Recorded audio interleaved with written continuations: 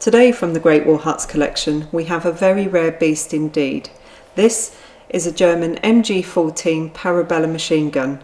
It was manufactured by the German Weapons and Munitions Factory DWM in Berlin. It was first introduced in 1914 as a standard flexibly mounted gun for the German Air Service.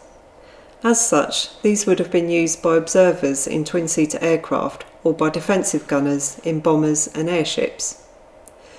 Developed from the MG08 Maxim gun, this is a far more streamlined design and it's lighter, with a higher rate of fire at 700 rounds per minute. Although it uses the same standard German 7.92 service ammunition, it is in fact an oddity amongst the Maxim family in that it doesn't have any interchangeable parts with any other type of Maxim. This particular example was salvaged from the wreckage of a German aeroplane or Zeppelin. It was very badly burned but has subsequently been restored. There are very few surviving examples of its kind.